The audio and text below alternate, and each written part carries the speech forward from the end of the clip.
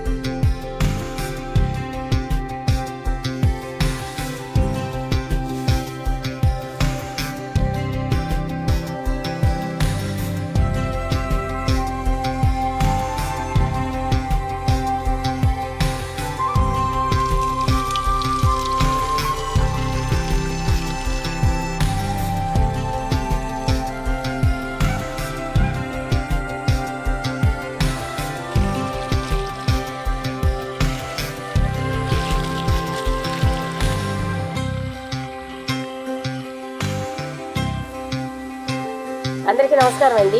చూశారు కదా ఉలవ నీళ్ళు అనేవి ఎలా తయారవుతాయో. మాది పల్లెటూరు కాబట్టి ఇదివరకు రోజుల్లో ఇంటింటికి ఎడ్లుండేవి అంటండి, ఎడ్ల బళ్ళు కూడా ఉండేవి. అయితే మా చిన్నతనంలో ఉలవ నీళ్ళు అని చెప్పి మేము రోజుకోసారి కానీ 2 రోజులకోసారి కానీ డైలీ తింటానే ఉండేవాళ్ళం. ఇప్పుడైతే చాలా అరుదైపోయింది. ఎప్పటికప్పుడు మనం రెడీమేడ్గా షాపులో తెచ్చుకోవటం, వడ్డు తింటవేను. అలా తీసుకొచ్చిందని మనం గబగబా కాసుకొని తినేసేస్తాము. కానీ ఈరోజు అలా కాదు. ఆ ఉలవ నీళ్ళని నేను ఉలవచారుగా కాసి ఈరోజు మీకు ఉలవచారు బిర్యానీ చేసి చూపిస్తాను, రండి.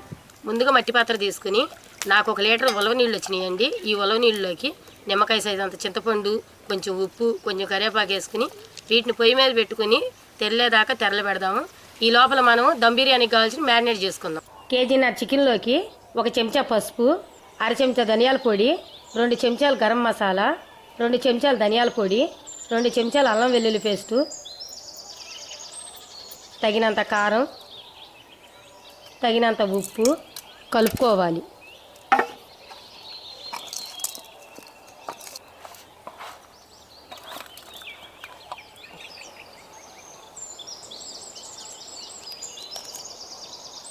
ఐదు పచ్చిమిరపకాయలు ఇరక్కొట్టేసుకుని గుప్పిడి పుదీనా, గుప్పిడి కొత్తిమీర, 1 నిమ్మకాయ నీళ్ళు,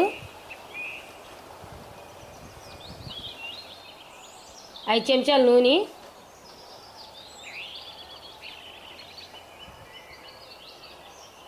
మళ్ళీ ఒకసారి కలుపుకుందాం.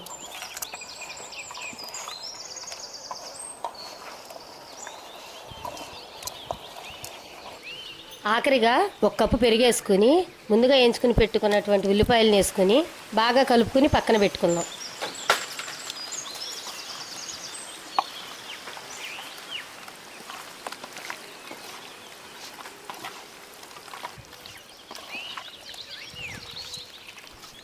మ్యారినేట్ అయితే అయిపోయిందండి.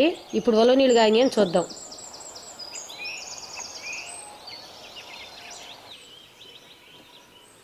ఉలవ నీళ్ళు కూడా రెడీ అయిపోయినాయి. ఇప్పుడు దమ్ రైస్కి 1 కేజీ నేను బీపీటీలు బియ్యం తీసుకున్నానండి. వీటిని శుభ్రంగా కడుక్కుందాం.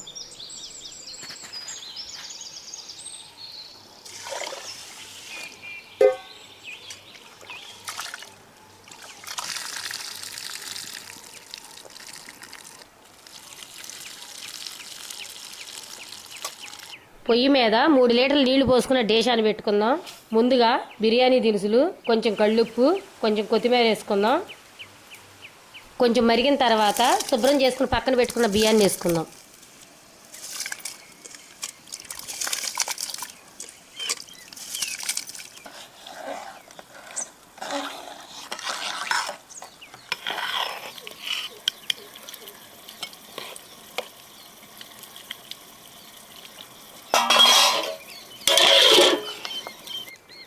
ఇప్పుడు ముందుగా మనం మ్యారినేట్ చేసుకుని పక్కన పెట్టుకున్న చికెన్ని ఇంకో డేషాలో వేసుకుని ఒక గ్లాస్ నీళ్లు పోసుకుని 70% ఉడకనిద్దాం.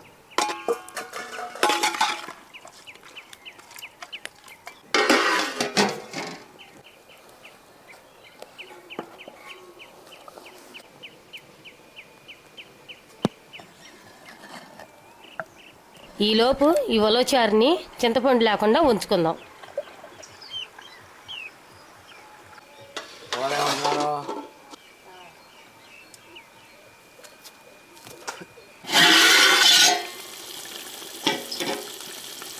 చికెన్ అయితే 70% ఉడికిందండి. దీని మీద మనం ముందుగా కాసు పక్కన పెట్టుకున్నటువంటి ఉలవ నీళ్లు పోసుకున్నాము.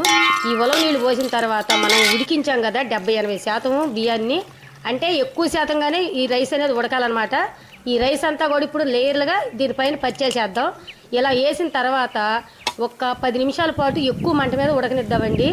ఆ తర్వాత మనం లో ఫ్లేమ్లో ఉడకనిద్దాము. అది ఎలా ఉడకాలో చూపిస్తాం మీకు. ఇప్పుడు కొత్తిమీర, ఉల్లిపాయలు, నిమ్మరసం వేసుకుని లో ఫ్లేమ్లో ఉడకనిద్దాం. అంటే నేను అట్లు పెండం పెట్టలేదండి, నేను డైరెక్ట్గా రాళ్ళ మీద తిప్పి పెట్టుకుంటున్నాను. మీ ఇంట్లో అట్లు పెండం ఉంటే అట్లు పెండం పెట్టి దానిపైన ఇది పెట్టండి. ఎందుకంటే మనం ఉలవచారు బిర్యానీ కదా ఉండేది, మాడిపోకుండా ఉండిద్ది. మాడిపోతే చేదు వచ్చిద్ది అనమాట.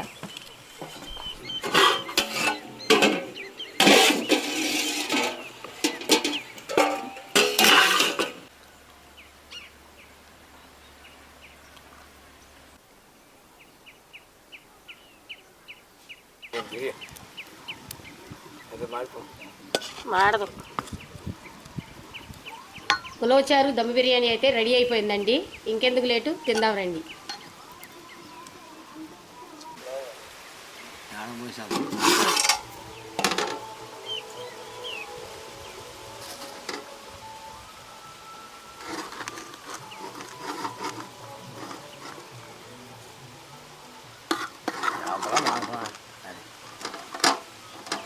ఏదో తిని చెప్పు.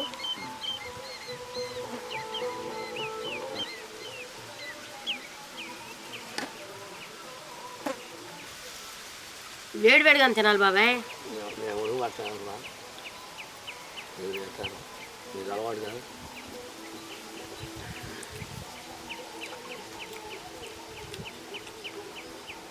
మామూలు బిర్యానీ లాగా రాదు, చూసావా?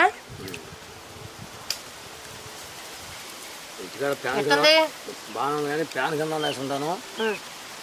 చాలా లేట్ అయిపోవాలా మనకి. మరి పొద్దున తినొచ్చావా? ఒకసారి వచ్చా, అయినా గాలికి పోయింది రాత్రి. ఇంకా 11:30 బాగు చేశారు. అంతా చేయనబ్బాయి అది అయిపోవచ్చింది. చూసారు కదండి, బిర్యానీ అయితే అదిరిపోయింది. అసలు ఎలా ఉండమంటే అలా ఉందన్నమాట. ఉలవచారు బిర్యానీ అన్నందుకు మాత్రం సూపర్ అండ్ సూపర్. మన ఉలవ నీళ్ళు కూడా ఇంటికాడి నుంచి తెచ్చుకున్నవి, అంటే మనం రెడీ చేసుకున్నటువంటి ఉలవ నీళ్ళు అనమాట. మనం ఎక్కడ షాపులో తీసుకోలేదు.